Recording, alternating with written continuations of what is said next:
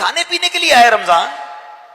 یاد رکھیے روزوں کی ایک حکمت علماء نے یہ بھی بیان کی ہے کہ بندہ بھوکا رہے پیاسا رہے تاکہ اسے غریبوں کا احساس ہو, تاکہ اس کو پتا چلے کہ فقر و فاقہ کیا ہے.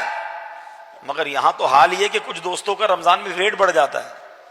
رمضان میں کیسے ویٹ بڑھ گیا؟ 30 روزے نہیں رکھے؟ ہاں روزے رکھے, مگر سحری میں ڈبل اس لیے کھایا کہ پورا دن بھوکا رہنا ہے, افطاری میں ڈبل اس لیے کھایا کہ پہلے بھوکا رہ کر آیا ہوں پورا دن, پھر رات 4 بار دوبارہ کھایا, کل پھر روزہ رکھنا ہے.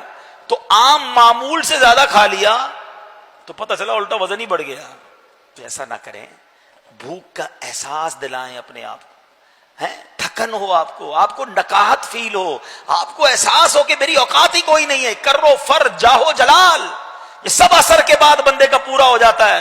جب انسان پر بھوک اور کمزوری طاری ہوتی, وہاں وہ اللہ کی بارگاہ میں ہاتھ اٹھائے کہ مولا عاجز ہوں, جو کچھ ہے تو ہی تو ہے, تیری ہی طاقت ہے, تیرا ہی احسان ہے, تیری ہی روزی ہے, میں تیرا حقیر بندہ. پھر وہ دعا دل سے نکلتی ہے اور افطار کا وقت قبولیت کا وقت ہوتا ہے.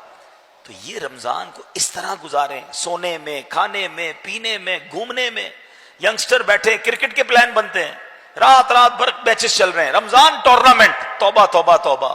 رمضان ٹورنامنٹ کے لیے آیا ہے, رمضان تلاوت کے لیے آیا ہے. میرے آقا رمضان کی راتوں میں خوب تلاوت کرتے, لیکن یہاں احساس ہی نہیں ہے.